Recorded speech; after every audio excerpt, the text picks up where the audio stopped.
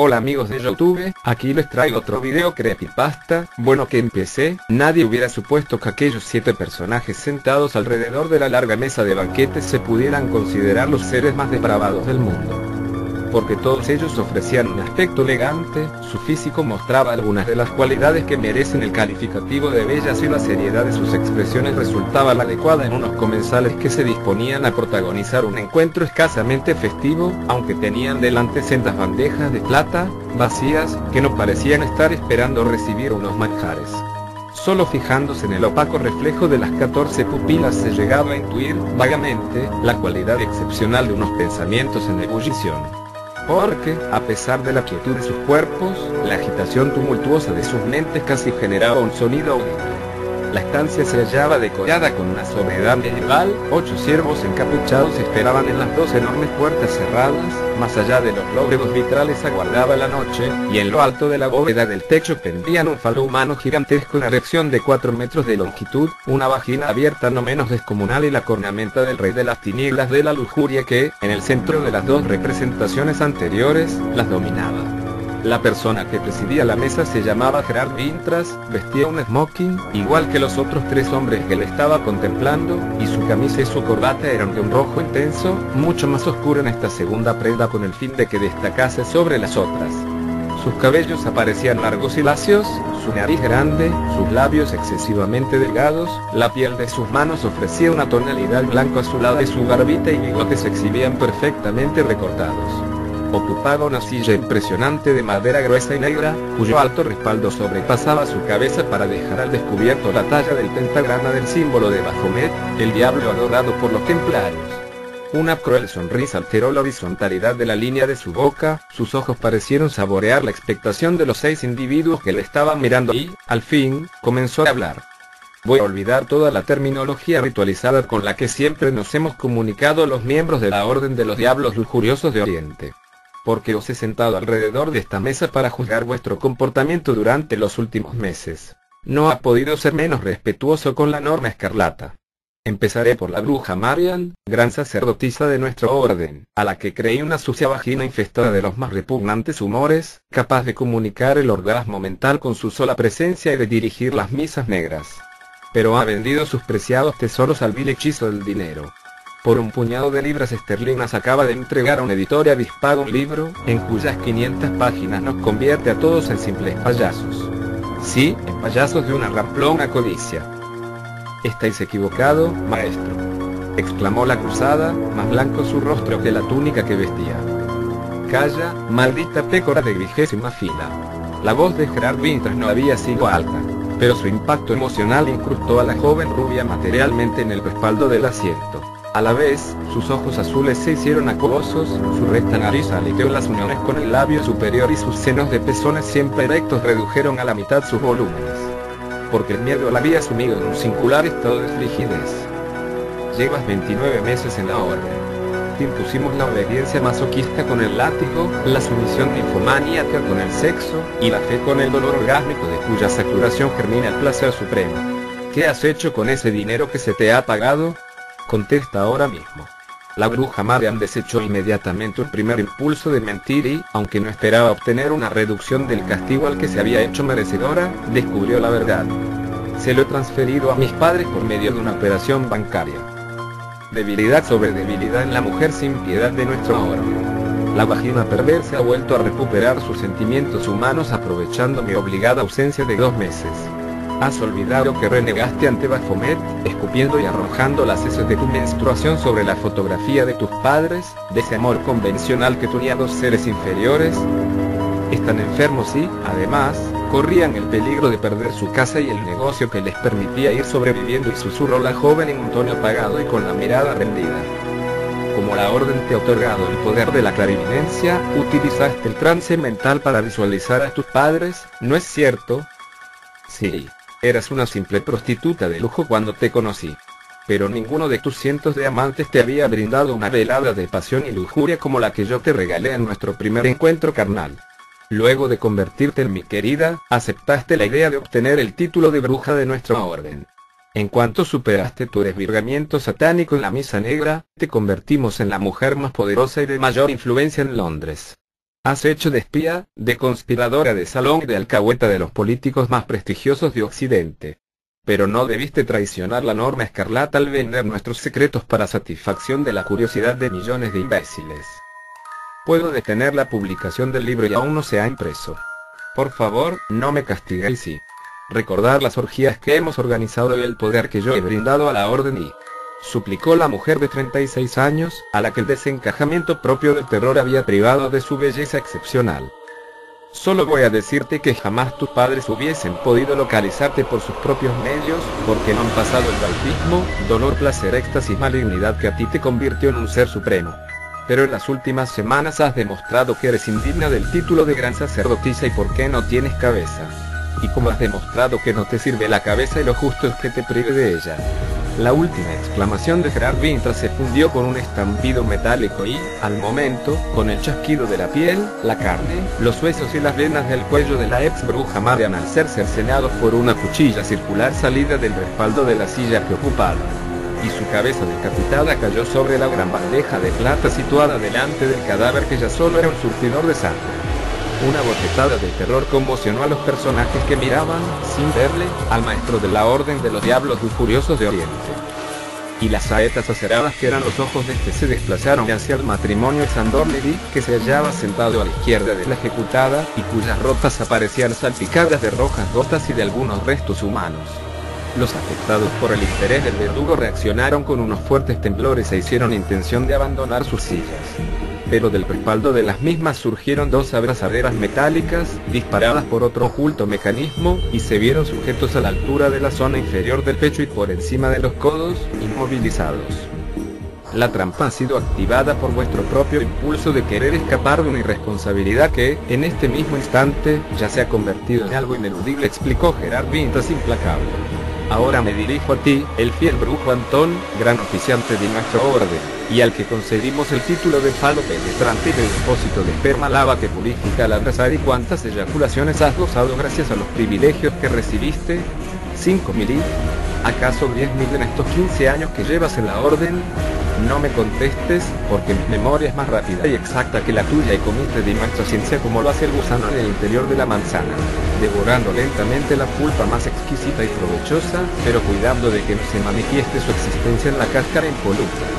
Maldito farsante que has vendido el infinito por la efímera que se que falacia llamado sintomatógrafo. La voz del maestro se volvió tronante, y rebotó en multitud de ecos en la bóveda de la lóbrega estancia, para desprenderse un horror tan frío como la escarcha que alfombra la tierra cubierta de muertos después de una batalla. Por eso ninguno de los 5 oyentes le replicó verbalmente, aunque el brujo Antonio abatió los párpados, se le formaron varias gotas de sudor en el nacimiento de su moreno cráneo afeitado y el pánico otorgó una débil sonoridad a su respiración nasal. Tu trabajo en el servicio de inteligencia británico te había permitido comprobar cómo el poder de los humanos apoyaba a las religiones tradicionales, siguió explicándose Gerard Vintras. Religiones que tienen en su cúspide un Dios bondadoso y puro, debido a que éste recomienda que se oponga la mansedumbre suicida a la hipocresía que de todo sabe obtener la plusvalía del oro. Y al conocer la ideología de la Orden de los Diablos Lujuriosos de Oriente te uniste a nosotros, dispuesto a refocilarte abiertamente en el mal y el sexo sin concesiones a la piedad. Pero conociste a Julia y, desde que su cuerpo en sazón fue utilizado como vara de sacrificio en una misa negra, decidiste que no te detendrías hasta hacerla tu esposa y ninguno de nosotros ha vivido en la clandestinidad y se atrevió a justificarse el hombre de 56 años, aunque siguió manteniendo la cabeza baja y el temblor de sus hombros y manos. Tú mismo aprobaste la idea de nuestro matrimonio, considerando que así resultaría más justificable mi traslado a una residencia de las afueras de Londres y el amor humano que sientes por ella, tan débil y absurdo, no se quebró ante su ninfomanía. Y lo mismo te has dejado convencer, hace pocas semanas, por unos cientos de miles de dólares. Ya contáis los dos con la productora cinematográfica para la que has escrito el guión del film, mientras que tu codiciosa mujercita pretende ser la primera actriz. Estúpido sueño de infelices. ¿Por qué nos reprochas la codicia como si no fuera una muestra más de perversión, Gerard? Protestó Julia luchando por defender sus últimas posibilidades. Yo he servido a la orden centenares de jóvenes de ambos sexos, y hasta he aportado niños vivos para los sacrificios del Sabbat del Estío. Con el dinero que nos han pagado pretendemos introducir unas mejoras en nuestra mansión y, porque pensamos seguir relacionándonos con la alta sociedad de Europa. Mientes. Ya habéis comprado los pasajes del transatlántico en el que pretendéis fugaros con nombres supuestos. Solo esperáis que os paguen desde Hollywood. Respecto a las aportaciones humanas que has brindado a la orden, he de reconocer que todas han sido muy elogiables. Vírgenes y mancebos de cerebro dúctil, a los que ha resultado fácil convertir en sacerdotisas y acólitos de Baphomet. También corriste ciertos riesgos al secuestrar a los pequeños. Pero nuestra recompensa no pudo ser más justa. 6 y 8 gas diarios, la droga que ha necesitado tu sucio cuerpo y el lujo suficiente para que satisficiesen todas tus otras perversiones. Sin embargo, querías más y no habéis pensado en llevar la orden de los diablos lujuriosos de Oriente a California. ¿Qué ves de malo en esa empresa?, preguntó el brujo Antón, intentando recuperar sus mecanismos de autodefensa. La traición a la norma escarlata. Y la realidad de que vuestras pretensiones constituyen un sueño irrealizable. Hubierais sido descubiertos por las autoridades policíacas norteamericanas ya que carecéis de los suficientes poderes para sembrar la semilla del diablo. Realmente, admitirlo conmigo, no habéis tenido cabeza y si la cabeza no os sirve por favor, maestro, no nos matéis. Haremos lo que queráis. Renunciaremos a ese dinero y seremos sus esclavos más fieles La súplica del matrimonio en Sandor Levy fue un grito desesperado, como el aullido de unas bestias arrepentidas. Sus cuellos se alargaron, bien expuestos a la cuchilla, cuya aparición tanto temían, y sus gargantas realizaron la proeza de superar el terror al ser capaces de emitir las frases sin ninguna interrupción. ¿Quién ha decidido vuestra ejecución, hermanos dolientes? Solo he pretendido daros una lección. Porque la orden todavía espera mucho de los dos. Juntos habéis sabido organizar las más rentables casas de juego, donde hipotecan sus conciencias los banqueros, los políticos, los hombres de negocios, los periodistas y todos esos otros personajes importantes que mantienen a pleno rendimiento las calderas de la corrupción y del tráfico de conciencias. Y también habéis montado unos burdeles, en los que, además de comerciar con el sexo, se introduce la droga en una sociedad cada vez más corrompida. Esto nos ha permitido vivir casi a la luz pública. Claro que esa película va a desencadenar una ola de protestas muy poco ventajosa para nuestros planes futuros, ahora que estamos en las puertas de la década de los 30 del siglo XX y la película no ha comenzado a rodarse. Exclamó el brujo Antón, queriendo aferrarse a su última posibilidad de salvación. Nada más que debemos telegrafiar a Hollywood anulando el contrato que firmamos en Londres. Intervino Julia, con la expresión convulsa y los dedos agarrotados. De acuerdo, o creo. Aceptó Gerard Mintras. Pero antes de seguir con los otros invitados quiero escuchar vuestro juramento. Juráis obedecer todos mis mandatos y aunque estos llegasen a exigiros la muerte del otro. Los dos se miraron indecisos. Sus secas pupilas, enrojecidas por la latente amenaza, tan solo reflejaron el pavor inmenso que las dominaba. Por esta única razón se atrevieron a susurrar. Lo juramos y la respuesta fue metálica, porque la mentira, que los amantes habían creído necesaria, disparó el mecanismo que puso en acción las dos cuchillas circulares, ocultas en los respaldos de los asientos, cuya acción fulminante permitió que se produjera la doble decapitación. El chasquido terrorífico de la piel, la carne y los huesos al ser cortados tuvo el acompañamiento biológico de las venas reventadas. Chorros de vida expulsados hacia la nada por la decisión de una voluntad homicida que desconocía por completo la piedad. Y con las dos nuevas cabezas caídas sobre las bandejas de plata correspondientes, los otros tres invitados intentaron huir de allí, aunque sabiendo lo que les esperaba. No se equivocaron en sus temores. Volvieron a aparecer otras abrazaderas, que los inmovilizaron de la misma manera que el matrimonio en Sandor Levy.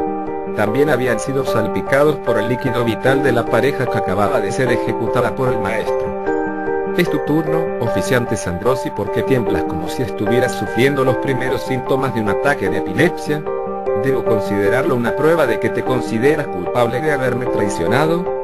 Cálmate, te lo ruego, y quizá estés precipitando la idea de que voy a matarte de la misma manera que los otros tres. Solo te supondría un pequeño esfuerzo dominarte y quieres que te recuerde a qué te dedicabas antes de que decidiésemos incluirte en la orden de los diablos lujuriosos de Oriente. El aludido apretó los labios, mordiéndose el inferior, incrustó materialmente los 10 dedos de sus manos en los posabrazos de la silla, y pegó las piernas a la dureza de la madera en la que se sentaba. Su rostro aparecía cubierto de un amarillo enfermizo y sus ojos propendían a saltar fuera de las órbitas. Mientras consigues tranquilizar tu sistema nervioso, tus miedos absurdamente anticipados, te refrescaré la memoria. La voz de Gerard Winters mostraba una dulzura exagerada, mefistofélica, y en su boca se hallaba grabada la sonrisa del tirano que ha tenido a bien ser misericordioso. Te conocí cuando eras un simple contable en Wall Street, por lo que vivías en un mísero apartamento del Bronx, en el Nueva York de 1919. Ya habías comenzado a deambular por las noches, asesinando prostitutas en un ingenuo remedio del supuestamente inglés Jack el Destripador. Nos encontramos cuando acababas de descargar el cuchillo de carnicero, de primitiva herramienta de ejecución, amigo mío, sobre el ajado cuello de tu cuarta víctima. En aquel momento te di un susto de muerte, por lo que quisiste degollarme como a un cerdo.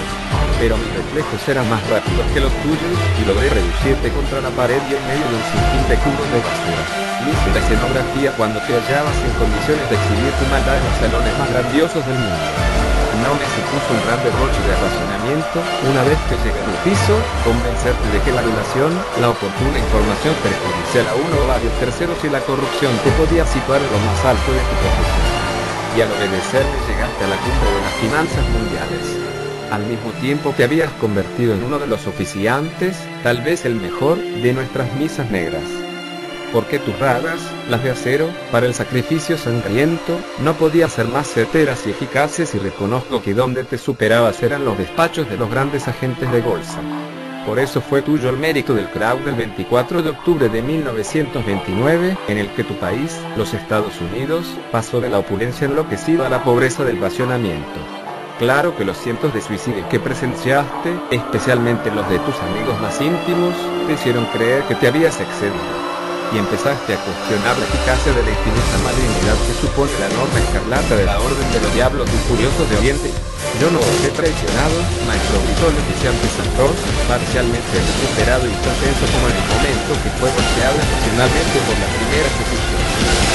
Nadie se ha atrevido a acusarte de esa barbaridad, queridísimo amigo. Solo he dejado patentes tus méritos y tus debilidades, lo que no presupone que hayas de ser reo de un delito tan grave. Sin embargo, veamos, ¿a cuántas familias salvaste de la quiebra al aconsejarles que convirtiesen su dinero en bienes inmuebles y en joyas en lugar de seguir especulando con las acciones? La mayoría de estos son grandes fabricantes de armas, gánsteres y millonarios que con sus negocios fomentan el ocio social y religioso. Volvió a alzar la voz quien se sentía cada vez más amenazado. Ciertamente. Y yo aplaudo tu decisión aunque no se la hicieras conocer a la asamblea de los viejos diablos. Bueno, dejémonos de rodeos.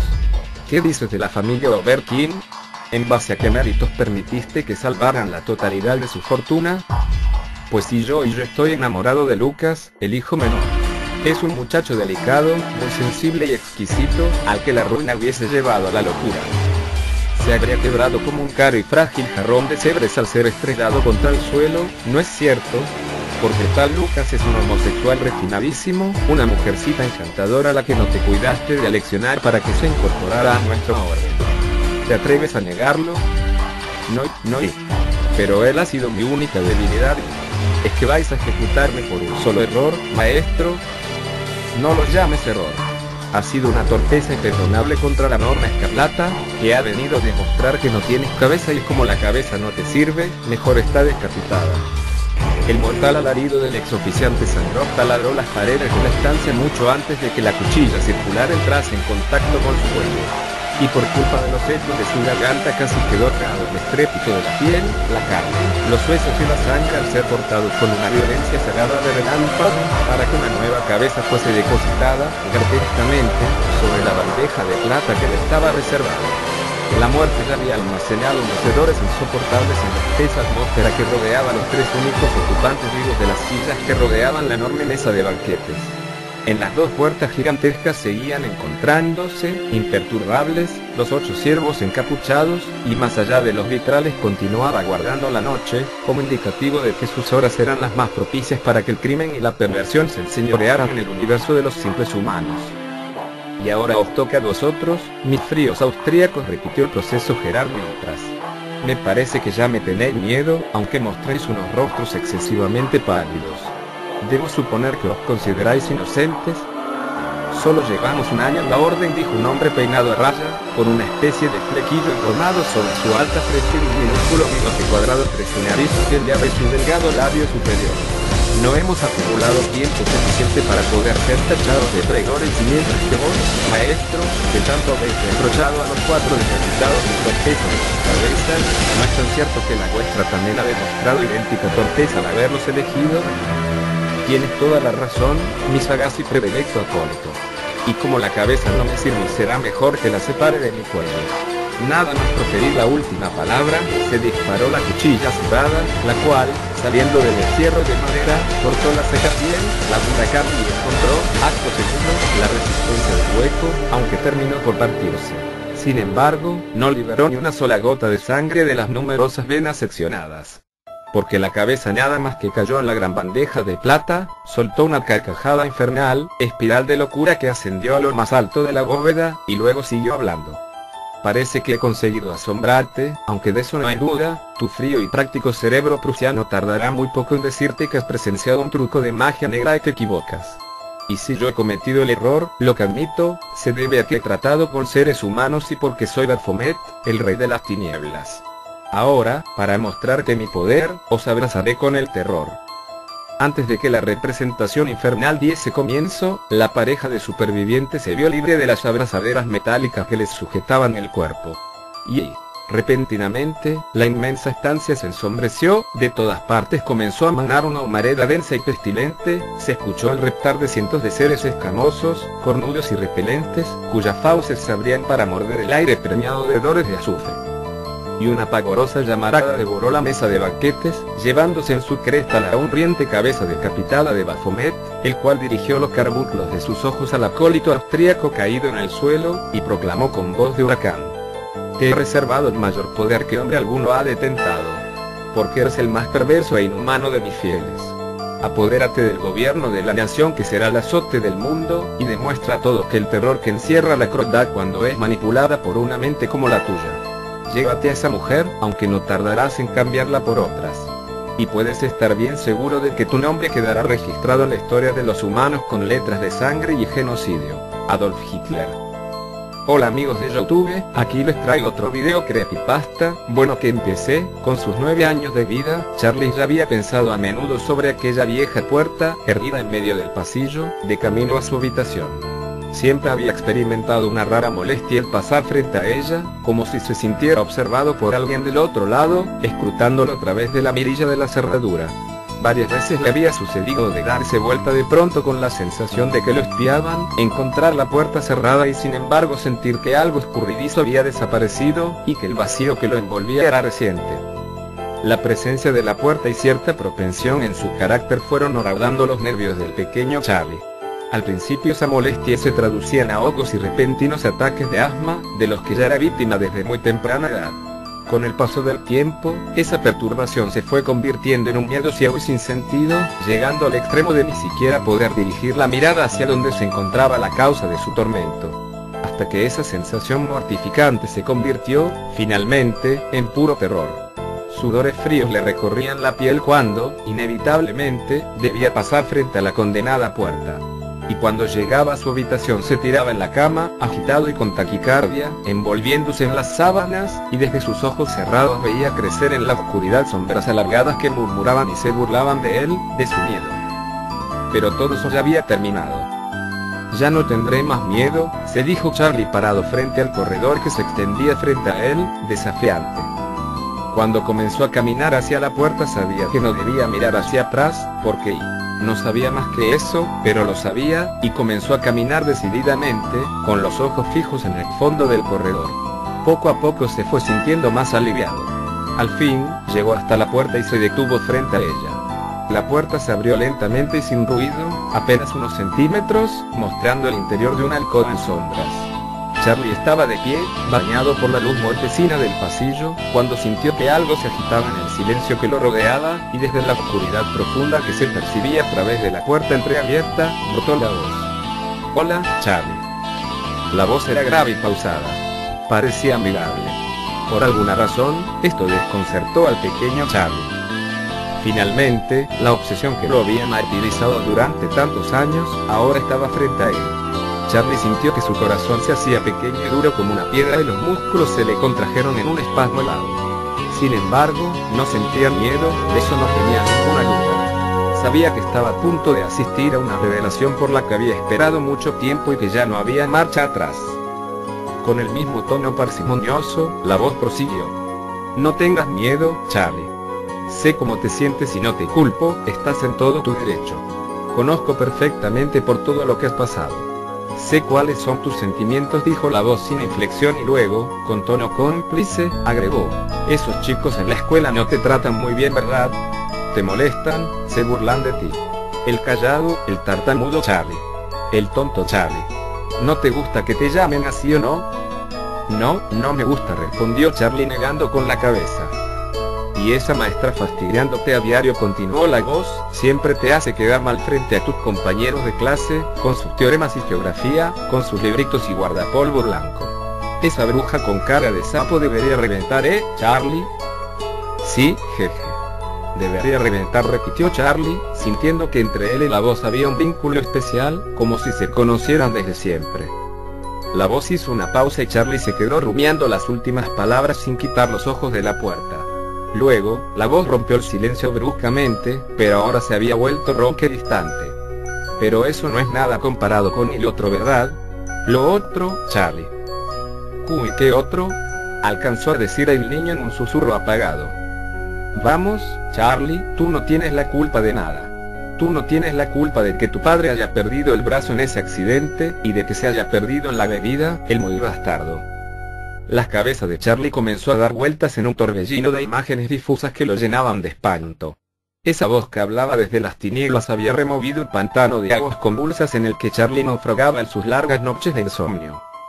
La voz insistió. El cobarde de tu padre no debería descargarse contigo por ser un borracho mediocre, un fracasado sin empleo y bueno para nada. Ese maldito no debería golpearte, Charlie. No debería golpearme, repitió Charlie como un eco. ¿Y tu madre, Charlie, tu madre? Y ahora nuevos recuerdos visitaron la mente del pequeño, recuerdos oscuros que creía dormidos y sepultados en el barro del olvido, pero no, y de repente tuvo la impresión de que un líquido viscoso y podrido le recorría la piel. ¿Quiénes eran esos hombres que la visitaban cuando el borracho de tu padre no estaba? ¿Por qué se encerraban en la habitación? ¿Y esos ruidos, la respiración entrecortada de tu madre, qué hacían allí, Charlie? Tú lo sabes bien, porque cierto día tu madre olvidó cerrar la puerta, ¿verdad? Las palabras de la voz se mezclaban con sus propios pensamientos, conformando una telaraña pegajosa alrededor de Charlie. Y no debería hacer eso, Charlie. No debería hacer eso, volvió a decir Charlie. Bajando un poco el volumen, pero acercándose, como quien se dispone a compartir un secreto, la voz dijo. Sé lo que estás pensando, Charlie, y te entiendo. El mundo es un lugar extraño y confuso, amigo. El mundo está lleno de miedos y laberintos, de callejones oscuros y habitaciones cerradas, y el dolor siempre está cerca. La voz cayó de pronto y dejó que el silencio hablara por sí mismo. Al cabo de un lapso de tiempo impreciso, la voz volvió a vibrar en el aire y, retomando un tono cómplice, casi paternal, agregó. Yo te puedo librar de todo eso, Charlie. El pequeño comprendió entonces lo que la voz le quería decir, y por eso notó que los músculos se le aflojaban. También sintió que algo frío le pesaba en la mano derecha, y lo dejó caer con alivio. El revólver calibre 38, aún humeante, cayó sobre la alfombra con un ruido sordo, y Charlie se sintió liviano, como si se hubiera quitado de encima un traje sucio y mojado. Luego, apoyó una mano sobre la puerta, empujándola suavemente. Y, sin volverse a mirar, entró.